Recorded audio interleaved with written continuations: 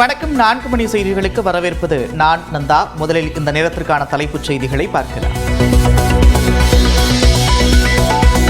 சென்னை நகரில் பேருந்து சாலைகள் மற்றும் உட்புற சாலைகளில் பள்ளம் தோண்ட தடை. வடகிழக்கு பருவமழை முன்னிட்டு சென்னை ஆணையர் உத்தரவு.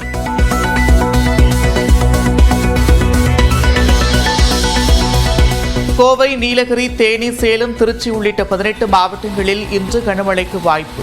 நாளை 11 மாவட்டங்களில் கனமழை பெய்யும் என்றும் சென்னை வானிலை ஆய்வு மையம் கணிப்பு.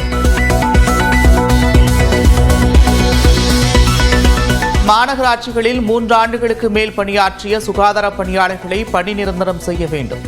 12 வாரங்களில் பணி நிரந்தரம் செய்யவும் உத்தரவு.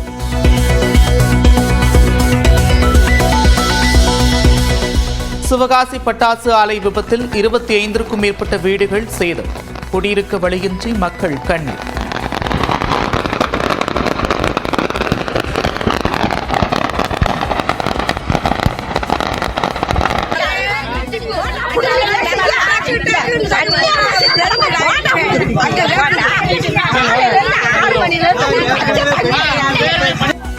வீட்டுக்கு நாட்டாது கொடுக்கணுமையா? நான் என்ன செய்யட்டும்? அன்னைக்கு நான் வேலை தான் சாப்பாடு. நான் பணக்காரம் இல்ல, ஒண்ணும் இல்ல. நான் 4 நாளைக்கு வேலையை போனோம்னா 4 நாளைக்கு வேலையை போனா எனக்கு எதுவும் கிடையாது. பேர் சட்டம் செய்யக்கூடாதியா? ஆமா, அத கேட்டு கொடுக்கணும். சாத்தூர் அருகே ஏற்பட்ட பட்டாசு ஆலை வெடி விபத்து தொடர்பாக ஆலை மேலாளர் சரவணன் கைது. பட்டாசு ஆலையின் உரிமத்தை ரத்து செய்து நடவடிக்கை.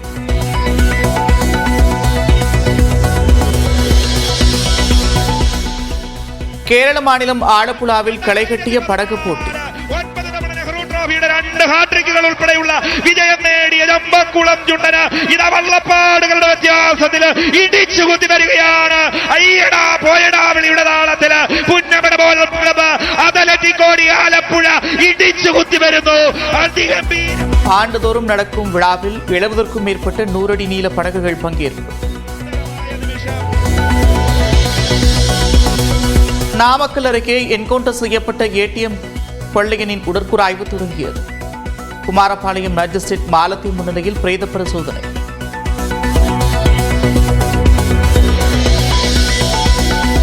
நாமக்கல்லில் கைது செய்யப்பட்ட கொள்ளையர்களின் விவரங்களை ஒடிசா காவல்துறையும் கேட்டிருப்பதாக நாமக்கல் எஸ்பி ராஜேஷ் கண்ணா பேட்டி.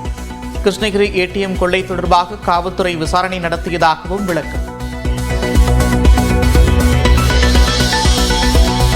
ஏடிஎம் கொள்ளையர்களின் கண்டெய்னர் லாரி சாலையில் சென்ற வாகனங்கள் மீது மோதிய சிசிடிவி காட்சிகள் வெளியானது.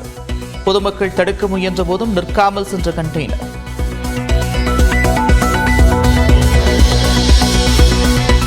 நாமக்கல்லில் சிக்கிய ஏடிஎம் கொள்ளையர்களுக்கு குமாரபாளையம் அரசு மருத்துவமனையில் மருத்துவ பரிசோதனை.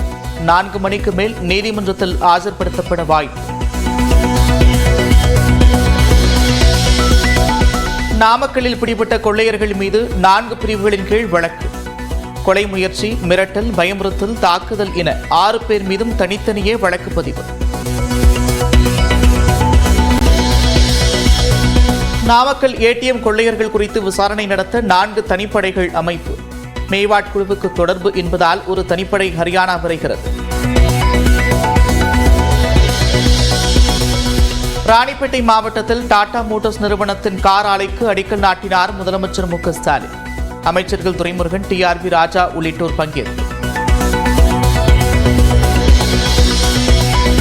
மார்ச் மாதம் ஒப்பந்தம் போடப்பட்டு 6 மாதத்தில் டாடா நிறுவனத்திற்கு அடிக்கல் நாட்டப்பட்டிருப்பதாக முதலமைச்சர் மு க ஸ்டாலின் பெருமிதம். தமிழ்நாட்டில் கூடுதல் முதலீடுகளை செய்ய முன்வர வேண்டும் என்றும் கோரிக்கை.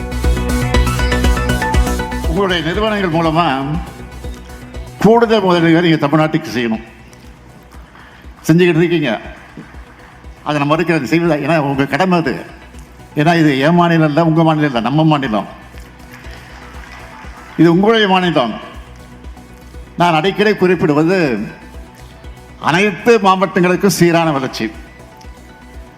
அந்த வகையில் ராணிப்பேட்டை மாவட்டத்தில் டாடா மோட்டார்ஸ் நிறுவனம் தொழில் தொடங்குறது கூடுதல் மகிழ்ச்சி.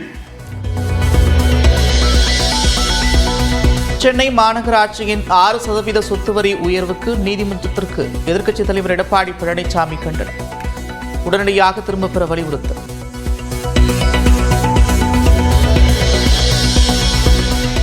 கரூர் மற்றும் திருவண்ணாமலையில் 2 மினி டைட்டில் பூங்காக்கள் டெண்டர் கோரியது தமிழ்நாடு அரசு.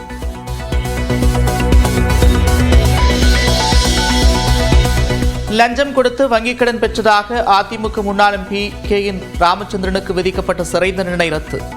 மேல்முறையீடு வழக்கை விசாரித்து சென்னை உயர்நீதிமன்றம் அதிரடி உத்தரவு.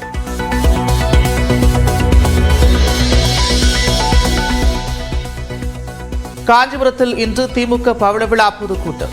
விடுதலை சிறுத்தைகள் கட்சியின் தலைவர் திருமாவளவன் உள்ளிட்ட கூட்டணி கட்சி தலைவர்கள் பங்கேற்கின்றனர். கொடைக்கானலில் உள்ள சுற்றுலா தலங்களுக்கு கனரக வாகனங்கள் செல்ல தடை. போக்குவரத்து நெரிசலை தவிர்க்க மாவட்ட நிர்வாகம் நடவடிக்கை. இஸ்ரேல் நடத்திய தாக்குதலில் ஹிஸ்புல்லா அமைப்பின் தலைவர் நஸ்ரல்லா மரணம். பயங்கரவாத அமைப்பின் நிலைகளை குறிவைத்து தாக்குதல்கள் தொடர்வதால் பதற்றம்.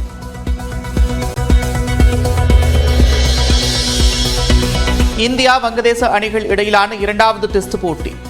கான்பூரில் பெய்து வரும் மழை காரணமாக 2வது நாள் ஆட்டம் கைவிடப்பட்டது.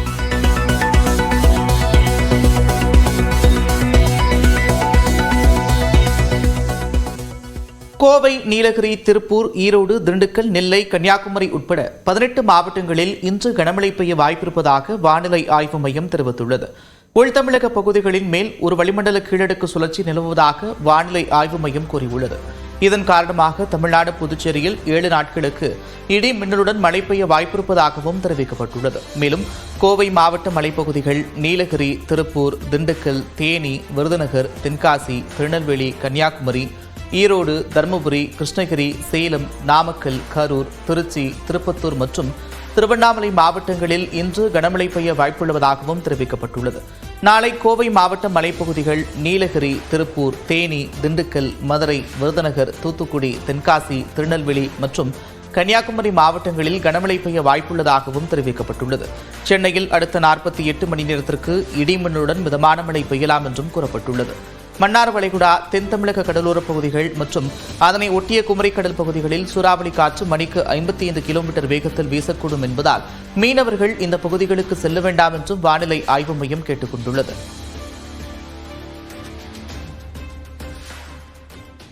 கடலூரில் 1 மணி நேரத்திற்கும் மேலாக கனமழை பெய்தது. கடலூர் மாவட்டத்தில் கடந்த சில நாட்களாக வெயில் வாட்டி வதைத்த நிலையில் இன்று காலை திடீரென்று கனமழை பெய்தது.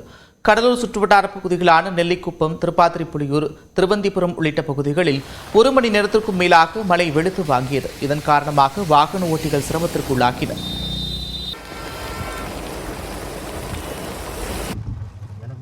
இதேபோன்று தூத்துக்குடி மாநகர பகுதிகளில் இன்று அதிகாலையில் மிதமான மழை பெய்தது. இதனால் வெப்பம் திறந்து குளிர்ச்சியான சூழல் நிலவுவதால் பொதுமக்கள் மகிழ்ச்சியடைந்துள்ளனர்.